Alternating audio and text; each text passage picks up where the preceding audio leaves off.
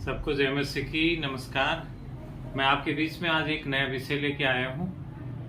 मैं आशा करता हूँ आप सब लोग इस वीडियो को पूरा देखेंगे और जो महत्वपूर्ण जीवन के लिए बातें हैं उनको अवश्य आप मनन करेंगे, क्योंकि बाइबल कहती है धर्मी क्या नहीं करता और धर्मी क्या करता है, धर्मी किस प्रकार आशीषित होता है और दुष्टों के लिए भयानक स्थान के बारे में बाइबल क्या कहती है और दुष्टों का भयानक भविष्य क्या है और धर्मी और दुष्टों का मार्ग क्या है। आज मैं भजन संहिता 1 को आपके पास बीच में रखना चाह रहा हूं। इसमें इस तरह से भजनकार लिखता है, क्या ही धन्य है वो मनुष्य जो दुष्टों की सम्मति पर नहीं चलता, न पापियों के मार्ग में खड़ा होता और न ठट्ठा करने वालों की बैठक में बैठता है, परंतु वह तो यहोवा की व्यवस्था से आनंदित होता और उसकी व्यवस्था पर रात दिन मनन करता है। वह उस वृक्ष के समान है जो जलधाराओं के किनारे लगाया गया है और अपनी ऋतु में फलता है और जिसके पत्ते कभी मुरझाते नहीं। इसलिए जो कुछ वह मनुष्य करता है वह उसमें सफल होता है। दुष्ट ऐसे नहीं होते, वे भूसी के समान होते हैं जिसे पवन उड़ा ले जाता है। इसलिए दुष्ट न्याय में स्थिर नहीं रह सकेंगे, न पापी धर्मियों की सभा में, क्योंकि यहोवा धर्मियों का मार्ग जानता है, परंतु दुष्टों का मार्ग नष्ट हो जाएगा। मित्रों, भजनकार इस भजन में एक धर्मी मनुष्य और एक दुष्ट मनुष्य के बारे में बात करता है। सबसे पहले तो हम देखेंगे धर्मी क्या नहीं करता। पहले पद में वो कहता है, क्या ही धन्य हो मनुष्य जो दुष्टों की सम्मति पर नहीं चलता। अर्थात क्या नहीं करता? पहली बात, दुष्टों की सम्मति पर नहीं चलता, न पापियों के मार्ग में खड़ा होता है और न ठट्ठा करने वालों की बैठक में बैठता है।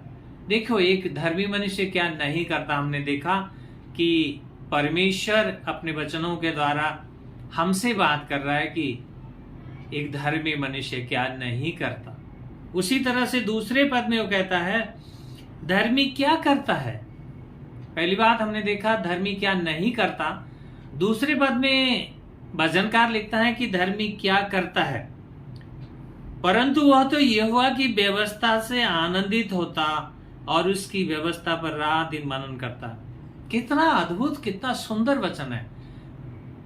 एक धर्मी मनुष्य परमेश्वर की व्यवस्था में क्या होता है? आनंदित होता है और उसकी व्यवस्था को रात दिन मनन करता है। अर्थात वो उस व्यवस्था को मानते हुए अपने जीवन में जीता है, उस व्यवस्था के अनुसार जीवन जीता है। मित्रों, अगर हम कहते हैं कि हम धर्मी हैं, तो क्या हम परमेश्वर के वचन को उस वचन के अनुसार मनन करते हुए, क्या अपने जीवन में लागू करते हुए, क्या उस वचन को हम जीते हैं? ये महत्वपूर्ण है। और तीसरे पद में वो कहता है कि धर्मी किस प्रकार आशीषित होते हैं। कैसे? 3 पद में वो कहता है, वह उस वृक्ष के समान है जो जल धाराओं के किनारे लगाया गया है और अपनी ऋतु में फलता है और जिसके पत्ते कभी मुरझाते नहीं। इसलिए वह जो कुछ करता है, मनुष्य करता है, वह उसमें सफल होता है। क्योंकि देखिए, एक वृक्ष जो जल धाराओं के किनारे लगा है, जिसको हर एक ऋतु में, हर एक समय अगर उसकी जड़ों में पानी जा रहा है तो वृक्ष कभी सूखेगा नहीं, मुरझाएगा नहीं, उसके पत्ते कभी झड़ेंगे नहीं। क्योंकि ऋतु और सीजन के हिसाब से बेशक पत्ते झड़ें, लेकिन वो वृक्ष सूखता नहीं है। क्यों? क्योंकि उसकी जड़ें कहाँ हैं? उस जल धारा के किनारों में है। हमेशा उसके जड़ों में जल उसको मिल रहा है, उसका जीवन सूखेगा नहीं, उसके पत्ते मुरझाएंगे नहीं। ठीक उसी तरह से ये एक तुलनात्मक रूप से परमेश्वर के वचन ये बाइबल में एक वृक्ष के समान वृक्षों से तुलना करके एक लिखा गया है, फिगरेटिव है ये। लेकिन वो मनुष्य क्या करता है? अर्थात जो कुछ भी वो मनुष्य करता है उसमें सफल होता है। अर्थात वह मनुष्य जो परमेश्वर की व्यवस्था और परमेश्वर के वचन में अपने जीवन को जीता है, वह मनुष्य अपने जीवन में जो कुछ कार्य करता है, आप ध्यान रखिए, वह मनुष्य जिसका जीवन का आधार अगर परमेश्वर का वचन है, तो वो मनुष्य कैसा काम करेगा? वो वही कार्य करेगा जो परमेश्वर के मन के अनुसार होंगी, परमेश्वर की व्यवस्था के अनुसार होंगी, परमेश्वर के वचन के अनुसार होगी। वो जो भी कार्य करेगा उनमें क्या होगा? परमेश्वर उसे सफल करेगा। इस तरह से 3 पद में हमने देखा वो मनुष्य परमेश्वर में किस तरह से आशीषित होता है, जो मनुष्य का जीवन उसके वचन में अर्थात उसके व्यवस्था में वो जीता है, उसके व्यवस्था में वो मनन करता है, तो उस मनुष्य को परमेश्वर क्या करता है? आशीष देता है। लेकिन 4 पद में भजनकार लिखता है दुष्टों के लिए क्या है? एक भयानक स्थान रखा गया है। 4 पद में इस तरह से लिखता है दुष्ट ऐसे नहीं होते, बेहोशी के समान होते हैं जिसे पवन उड़ा ले जाता है। अर्थात दुष्टों के लिए कोई स्थान नहीं है। छोटा सा हवा का झोंका वो क्या करेगा? उसको उड़ा ले जाएगा। हल्के होते हैं वो, उनमें कोई वो नहीं है, उनके जीवन में फल नहीं है, उनके जीवन में स्थायित्व नहीं है। वो क्या है? जैसे समुद्र में लहरें उछलती रहती है ना, उसी तरह से अभी एक लहरें आया गया, दूसरे लहरें आई गया, मतलब कोई स्थिरता नहीं है, उड़ते रहते हैं, इधर से उधर उछलते रहते हैं। ठीक उसी तरह यहाँ पे भजनकार लिख रहा है कि वह मनुष्य, दुष्ट मनुष्य क्या है? हवा अर्थात पवन के साथ एक भूसी के समान इतने हल्के हैं कि पवन भी उड़ा ले जाता है। अर्थात उन लोगों के जीवन में थोड़ी सी जीवन में परेशानी आए, थोड़ी सी जीवन में कष्ट आए, क्या हो जाते हैं? उन कष्टों के साथ उड़ने लगते हैं, क्योंकि उनका भरोसा परमेश्वर में नहीं है, उनका जीवन स्थिर नहीं है, उनका जीवन एक ऐसे भूसी के समान है। जो हम लोग गेहूं या अनाज जो हम खलियान में लेके जब थ्रेशिंग करते हैं, उसके बाद हवा जब उस भूसियों को उड़ा देता है, तो आप देखते हैं कितना दूर तक चले जाते हैं। एक समय आता है उनका अस्तित्व ही मिट जाता है। वो भूसी कहाँ गया हमें पता नहीं चलता, किस भूसी हवा ने किस दिशा में ले गया नहीं पता चलता। मित्रों, परमेश्वर का वचन बहुत स्पष्ट है, क्योंकि दुष्टों के लिए कोई स्थान नहीं है। वो एक दिन भूसी के समान उड़ जाएंगे, उनका अस्तित्व ही मिट जाएगा एक दिन। लेकिन 5 पद में वो कहता है इसलिए दुष्ट न्याय के दिन स्थिर नहीं रह सकेंगे, न पापी धर्मियों की सभा में। दुष्टों का भविष्य क्या है? अर्थात जिस दिन परमेश्वर के न्याय के सिंहासन में के सामने खड़े होंगे, तो क्या स्थिर रह पाएंगे? वो नहीं रह पाएंगे, क्योंकि वो धर्मियों के सभा में पापियों का कोई स्थान नहीं है, नहीं रह सकते। अर्थात एक दुष्ट धर्मियों की सभा में रह नहीं पाएगा, क्योंकि वो दुष्टता करना चाहेगा, लेकिन वो सभा किसकी है? धर्मी लोगों की है। तो यहाँ पे परमेश्वर का वचन कहता है कि एक दिन न्याय के दिन दुष्ट लोग क्या होंगे? उनके लिए न्याय में, उनके लिए उस नरक में, अर्थात जो परमेश्वर ने तैयार कर रखा है, वहां जाना होगा। उनके लिए वो स्थान रखा गया। मगर मार्ग जानता है, परंतु दुष्टों का मार्ग नष्ट हो जाएगा, क्योंकि परमेश्वर धर्मी और दुष्टों का दोनों का मार्ग जानता है। धर्मियों का मार्ग तो परमेश्वर स्वयं है, लेकिन दुष्टों का मार्ग विनाश है। क्योंकि इस वचन में बहुत बातें हैं, बहुत गुप्त रहस्यों की बहुत बातें हैं, लेकिन मैं आपके पास शॉर्टकट में कुछ बातें मैंने आपके पास रखा। मैं चाहता हूं कि मैं आपके बीच में एक मेरे जीवन की गवाही भी रखूं। एक समय ऐसा हुआ जब मैं नौकरी में ही था, बीएसएफ में जब मैं सर्विस करता था, उस दौरान मैं छुट्टियों में गांव गया हुआ था। तो एक शाम को हम लोग बैठ के बाहर आंगन में बैठ के बातें कर रहे थे, शाम के समय था। तो अचानक ऐसा हुआ, किसी ने मेरे पेट में जैसे ही भाला घोंप दिया हो, इस तरह से मुझे दर्द उठा और मैं बेहोश हो गया।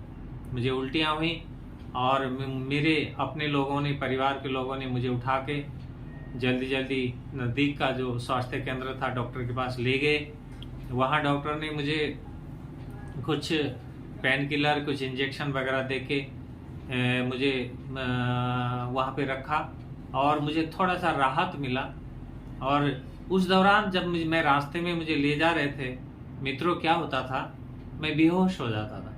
जैसे ही थोड़ा सा होश खुलता था तो मेरे मन में एक ही प्रश्न आता था, मेरा परिवार, मेरी पत्नी, मेरे बच्चे, मेरे किसी का कोई ध्यान नहीं आता, लेकिन एक बात याद आती थी कि मेरा परमेश्वर, मेरा यीशु मुझे मरने नहीं देगा, मैंने अभी उसका काम करना है। मुझे इतना ही ख्याल आता था और फिर मैं बेहोश हो जाता था।